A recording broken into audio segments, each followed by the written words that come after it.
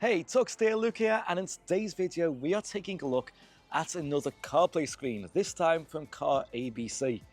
Now recently I did a test with a few of these screens, comparing them all together, and the feedback from that video was very positive, and it seemed like a lot of you liked the way those screens were tested.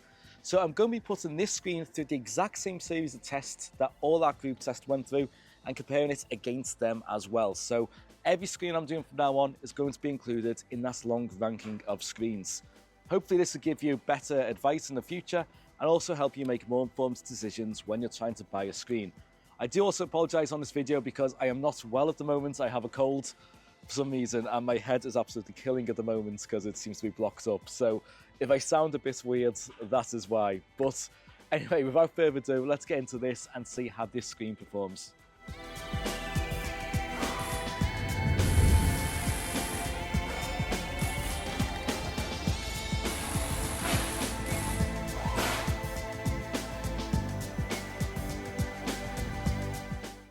Coming in at £193, this is one of the most expensive screens I've tried so far on this channel, coming in second only to the CarPlay W103.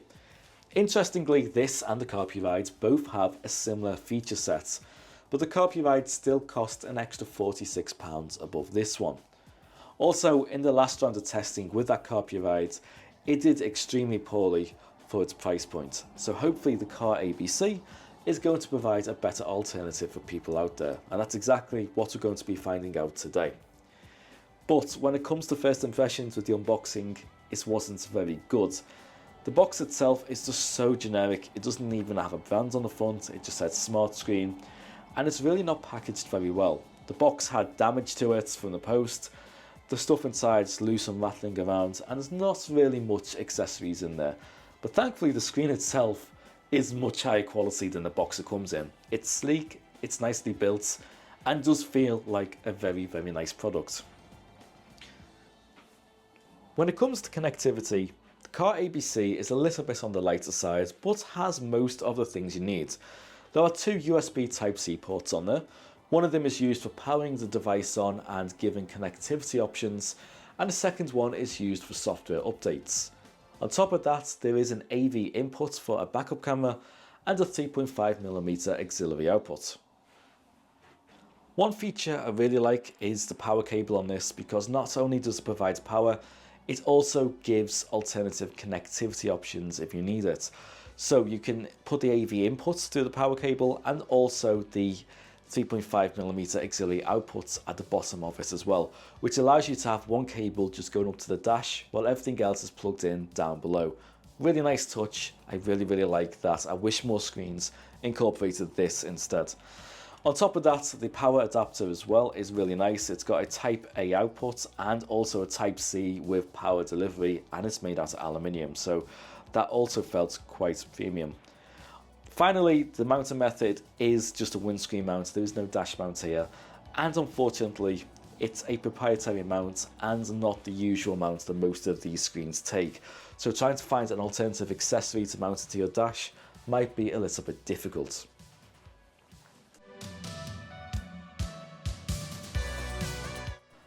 This first test is designed to see how quickly a screen can consistently boot into CarPlay. So I turned the screen on with a stopwatch at the same time and measured how quickly it gets into CarPlay, left it for 2 minutes and then repeated the process a further 9 times after that, and then took the average time from those results. Unfortunately, the time lapse of the further test seems to be missing, but the results are still as follows. When it comes to power and boot up, this thing scores top marks, literally top marks on my spreadsheet. It was perfect in every single run. It's by far the quickest screen to boot into wireless CarPlay, with an average time of around 14 seconds, beaten out the CarPlay, which was the previous holder, with around 19 seconds on that one. Also, it passed every single time and connected without any issues, without any flaws.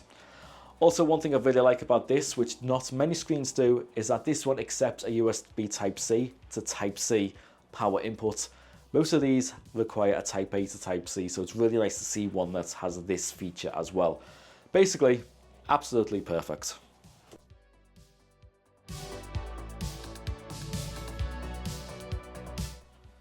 Screen brightness was also extremely impressive on this, with a score of 1113 lux, beating out the previous record holder, which was the Temu screen, and also beating my iPhone 15 Pro. For driving on a sunny day, this really does make a big difference. Also, take a look at the smoothness of the animations. They are extremely smooth on this screen, the best I've seen so far.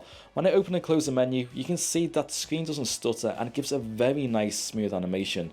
Overall, this is the nicest screen I've tried so far in terms of clarity and brightness, and goes into first place.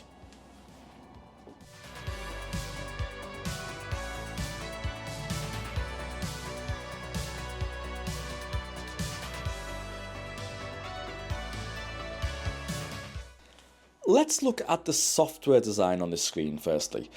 Now, it looks really nice. Aesthetically, I can't fault it, but it's a little bit more on the difficult side to use. Firstly, because the home screen is split over two different screens rather than all being on one screen. It's just a little bit extra swiping that is unnecessary. So I'd like to see that all contained on one screen. Now, the biggest oversight to me, which is a little bit unforgivable, is that there is no way to turn the screen off. There is no button on the outside, and there is no menu to swipe down or quick tap, like assisted access, that kind of thing that allows you to change settings on the fly. And that's a really big oversight, because most of these screens will allow you to somehow turn the screen off, and then also do stuff like adjusting the brightness and quick settings when you're in CarPlay.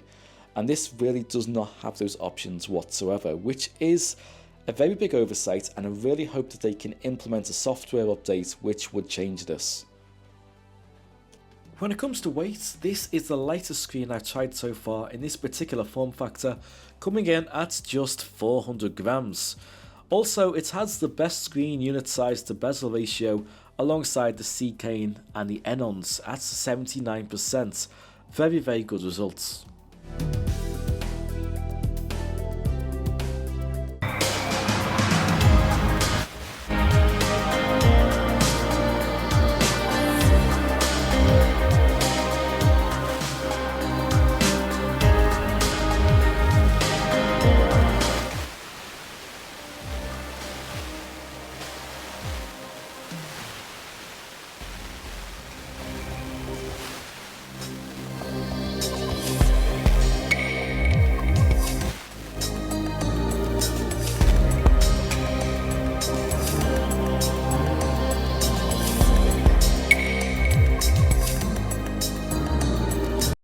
On the audio side of stuff, it supports Bluetooth and a 3.5mm auxiliary output. Unfortunately, it doesn't have an internal speaker, so it completely failed that test for the speaker volume, but the FM transmitter is the best I've tried alongside the Temu, managing to get all the way to 50 feet before cutting out. Call quality on these screens is an extremely important aspect, so to simulate this consistently, I've made a recording on my iPad, and that's going to be outputted to my Bluetooth speaker up here. This is to simulate where the driver's head is, and it's set at 50% volume, which is around the same volume someone would be speaking at. This is then going to be sent all the way through to the CarPlay screen, where it's going to be received by the microphone on here, and this is going to make a call all the way through to my old iPhone SE, which is then connected to my Sony voice recorder via an auxiliary cable. Hello? Hi there. Yeah, I'm just calling to do a test run, basically. So this recording is literally just for testing audio units, CarPlay screens, that kind of thing. And what I want to do is simulate the way I'm talking when I'm actually driving in the car. So as you can hear, there's a bit of road noise behind me as well. And my voice is a little bit raised, as it would be when I'm trying to talk into a hands-free system. So I'm going to be using this test throughout every other screen and radio I use. And then hopefully that will give you a consistent result, especially if it's played at the same distance and the same volume in each single test I do. How does this stack up against the competition? Well, from a points perspective, really well. When you don't take the dash cams into account in the group tests, this is the best scoring screen I've tried so far. It's got the best LCD, best FM transmitter, and best boot up times.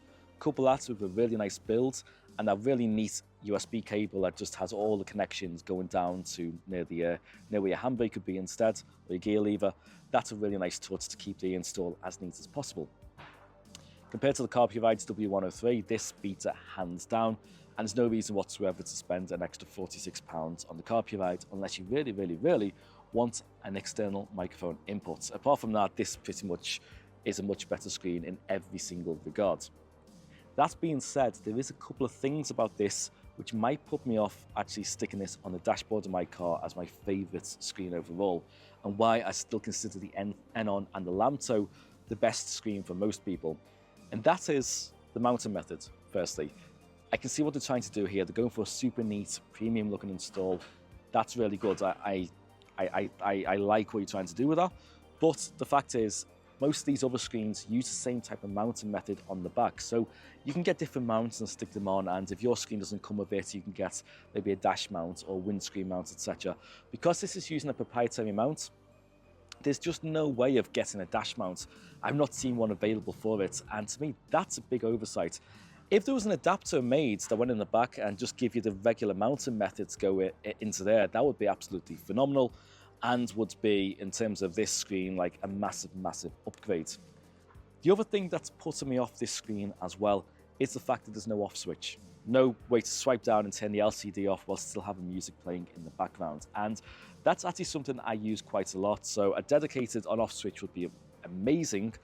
But the fact that it doesn't even just have like a software-based solution where you can alter the brightness quickly and turn the screen on and off, that is a massive oversight and hopefully could be implemented with the firmware update in the future. When looking at this from a value perspective, it scores okay. It's an expensive screen, so it's never going to be on the top ranking of being a good value screen. That being said though, it is much better value than the CarPlay. So if you're looking for a premium screen, I would say this one is definitely worth consideration. For £193, it is kind of expensive, but the hardware and the quality behind it does seem to back up the price point at least. And it definitely goes on my recommended list. So there we have it, there's the CarABC. If you want to see more videos like this in the future, let me know in the comments section below. Until then, as always, thank you for watching, see you soon, and take care.